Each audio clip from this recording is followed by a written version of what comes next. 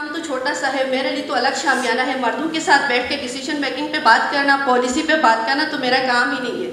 تو خواتین کی ڈیسیجن میکنگ باڈیز کے اندر سب سے پہلے ضروری ہے ایک ریکمنڈیشن یہ ہے کہ سونی جواری پالیسی سینٹر جیسے ادارے گلگت بلتستان کے اندر کم از کم اپنی پارٹیز، جتنی بھی پولیٹیکل پارٹیز جو الیکٹورل پالیٹکس کے اندر ہیں، جو الیکشنز لڑتی ہیں، وہ اسمبلی کو پابند کریں. اسمبلی میں کوئی ایسا ایکٹ ڈیلیبریشن ہوگا تو یہ الیکشن ایکٹ کے ذریعے ہی ہوگا، لیکن اس کے باوجود بھی آپ ڈیلیبریشنز کر سکتے ہیں. آپ سول سوسائٹی ہیں، وسل بلوور ہیں، پریشر گروپ ہیں، آپ یہ پالیسی کے اندر ریکمنڈیشن دے سکتے ہیں. اسمبلی کو آپ ڈیلیبریشن دے سکتے ہیں.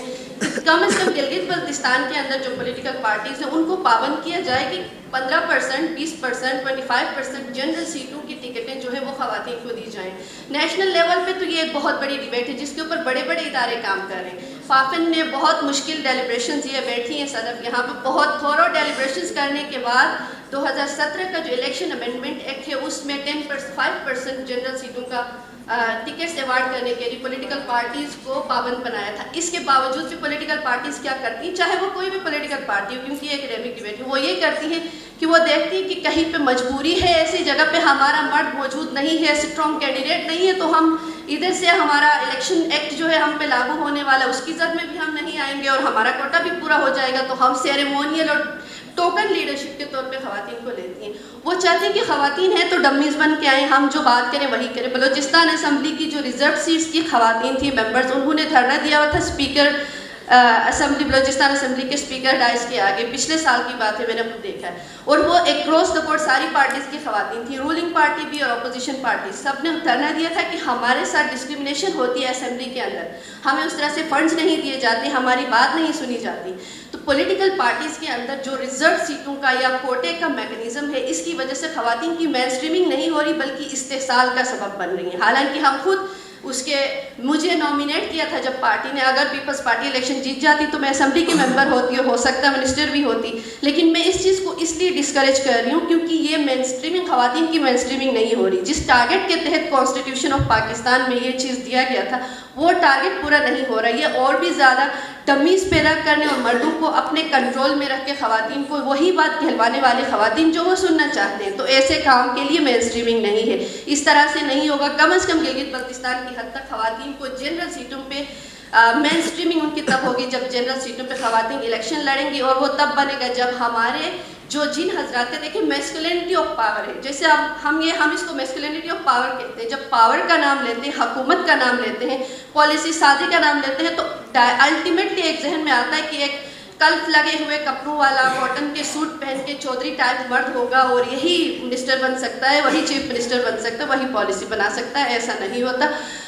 پولیٹیکل پارٹیز کی جو ڈیسیجن میکنگ فورمز ہیں، چاہے وہ کوئی بھی پولیٹیکل پارٹی ہو، وہاں پہ 10% سے زیادہ نہیں ہے خواتین کی ریپرزنٹیشن یا پریزنس جو ہے 10% سے کم ہے. 10 اور 15% کے درمیان ہے جو مین اسٹریم کی 3 بڑی پارٹیز ہیں. اس میں وہ ڈیسیجن میکنگ فورمز ہیں سینٹرل ایگزیکٹو کمیٹیز یا مرکزی مجالس عاملہ، جن کے اندر پارٹی کی نیشنل لیول کی پالیسی کی ڈیبیٹ ہوتی ہے کہ پارٹی نے اب کون سا ڈائریکشن لینا ہے، کیا کرنا ہے. اگر ایسی جگہ پہ جہاں پہ آج سے 100 سال پہلے 102 سال پہلے 100 سال پہلے خواتین کو ووٹ ڈالنے کا حق ملا.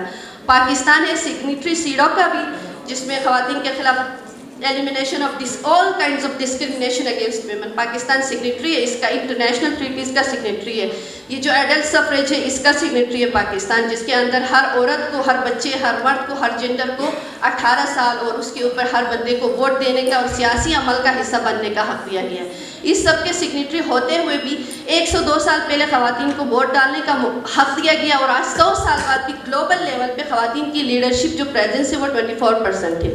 سب سے زیادہ جو ڈائریکٹلی الیکٹڈ خواتین آتی ہیں وہ کیوبا میں آتی ہیں، اور ہمارے پاس ساؤتھ ایشیا میں نیپال ایک ایسا ملک ہے جہاں پہ زیادہ ڈائریکٹلی الیکٹڈ خواتین آتی ہیں.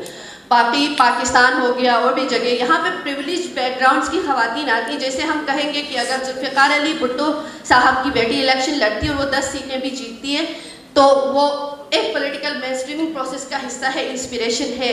اگر نواز شریف کی بیٹی الیکشن لڑتی ہے، وہ 15 سیٹیں جیتتی ہے، انسپریشن تو ہے، لیکن ان اٹ سیلف ایک میننگ فل اور بامقصد مطلب جو خواتین کی پولیٹیکل مین اسٹریمنگ تبھی ہوگی جب بہناز یا فہمیدہ یا آمنہ انصاری یا XYZ middle class working women professional خواتین جن کو سیاسی ورکر جن کو ٹکٹیں ملیں گی بغیر ڈسکرمنیشن کے.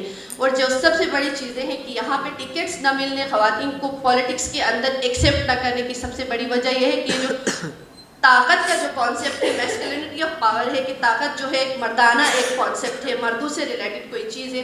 خواتین کا پالیسی میکنگ میں لیجسلیشن میں ایگزیکٹو باڈیز کے اندر خواتین اس طرح سے نہیں چل سکتی. ایک یہ کانسیپٹ ہے جس کو ایڈریس کرنا سول سوسائٹی جو ہے اس کو اس نیریٹو کو ڈرائیو کر سکتی ہے. اور پالیسی ادارے جیسے سونی جواری ہے یا پالیسی ریکمنڈیشن دینے والے ادارے ہیں, سول سوسائٹی کے آرگنائزیشنز ہیں, وسل بلوورز ہیں, پریشر گروپس ہیں ہمارے, وہ واچ ڈاگس کے طور پہ اس جو ڈسکورس ہے جو پولیٹیکل ڈسکورس ہے اس کو کم از کم مانیٹر کروانے کے لیے یا اس ڈسکورس کو بہتر کرنے کے لیے ایسا پولیٹیکل ڈسکورس ہو جس میں خواتین کے لیے جینڈر سینسٹیو پولیٹیکل ڈسکورس ہو, جن میں خواتین سے ریلیٹڈ جو سوشلی کنسٹرکٹیو رولز ہمارے ڈیفائن کیے گئے کہ یہ نرس بن سکتی ہے یا زیادہ سے زیادہ ڈاکٹر یا ٹیچر یا پھر گھر میں رہے گی اور ووکیشنل ٹریننگ سینٹر چلائے گی, لیکن ہماری لیڈر کیسے بن سکتی, پالیسی کیسے چلا سکتی. اس ڈسکورس کو بھی آپ لوگوں کو بہتر کرانے کے لیے آپ انیشیٹو لے سکتے ہیں.